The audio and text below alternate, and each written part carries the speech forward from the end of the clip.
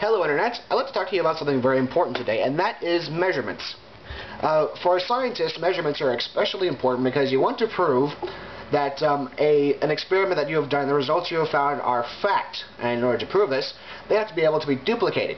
Now, if you write in a scientific journal, say, I filled my shoe with acid 3 times and poured that into the bucket I found in the janitor's office, which I didn't clean properly, and then let's see, what else did I do? I took a chunk of metal that weighed the same as my watch, but it wasn't my watch because I need my watch for other stuff, and then I dropped it in the bucket. Well, you see, they just throw my journal out without even reading it properly. Go, I don't have his shoe, I don't have his watch, how am I supposed to know what he's talking about? So we have standardized measurements. You have a meter, which is, I believe, let's see, it's a line from the equator to the North Pole through Paris, and then you take 1/10,000,000th of that line, and then that is a meter, right? Right, so there's that. Then you have, now if you divide that unit in 100 pieces, and you make a cube that's 100th of that on a side, you'd fill it with water, then that is a gram, and one of those cubes, that size is a cubic centimeter, also a milliliter. So 1,000 of those is a liter, right? Now, this is all well and good for us, and of course these are all subdivided in multiples of 10 because we have 10 fingers, which is kind of cool. But what happens when we meet some aliens who have, say, 3 fingers on each hand, and they don't care about water because it's poison to them, and their planet's a different shape? They're going to go, yeah, that's not a meter, that's silly.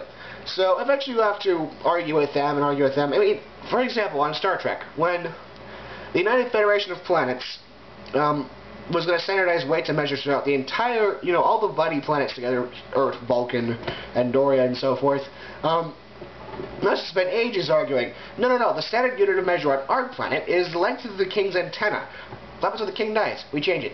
Well, that's going to be a nuisance. Yes, but we don't want that because we want something standardized, something we can all relate to. Okay, and the unit for mass is the mass of this kind of rock. And they go, yeah, but we don't have that rock on our planet. How are we supposed to know? So eventually, it's going to pretty much be the mass of hydrogen, the speed of light, and to find out the unit of time, probably they're going to pick a certain frequency of light and see how it cycles, that sort of thing. So, like, they'll just take hydrogen, let it transition and so forth. So that'll be unit of time. It's rather tricky though, because speed of light and time are connected. But if you make the speed of light 1, then it's 1 per, no, because you need the dimensional analysis. I don't know. And charge is a ridiculous unit too. Apparently, the way you find an ampere, a coulomb is an ampere second, and an ampere is found by, hang on, I'll look it up. An ampere. Yes, I keep saying it, and I think you'll eventually get it. The ampere is a measure of the amount of electric charge passing a point per unit time. Yeah, I know that. Definition. Qualitatively, the ampere is now defined in terms of a current that, if maintained in 2 straight parallel conductors of the specific sizes and positions, will produce a certain amount of magnetic force between the conductors. So basically, you run a charge through 2 wires, and the ampere is this amount of charge, and you'll get a certain magnetic force. Yeah, why don't they charge the basic unit instead of ampere? Because who cares? Amperes are moving. I mean, like, there's no standard unit for speed. Speed is distance divided by time. So you have distance and time are base units, and not speed. And this should be the same with ampere. You should have charge, not charge and time. So I think the charge ought to be just the charge on an electron, but a friend of mine tells me, he's in physics, a friend of mine tells me that really screws up the math of a lot of electrical physics equations, so, I don't know.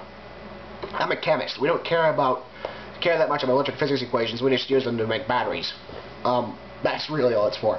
That and electroplating things, like, you dip a house key, you did this in high school science, you dip a house key in a beaker full of silver nitrate, say, and you run a current through it, and then the silver sticks to the key, and you go, ooh, my key's a funny color. And then you stick it in the lock, and it's not anymore, and it's lame. Alright, well, how about a random article?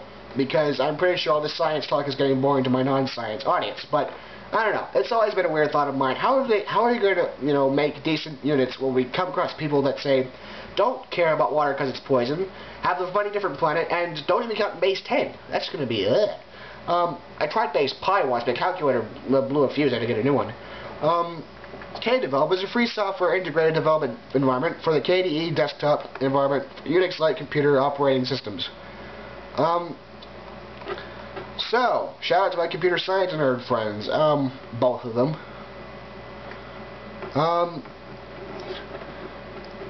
The first stable release was in 2009, so we know that it'll be obsolete in a couple of months. Right. Excellent. So, dear viewers, remember this. I'm not mad. What? Okay, fine.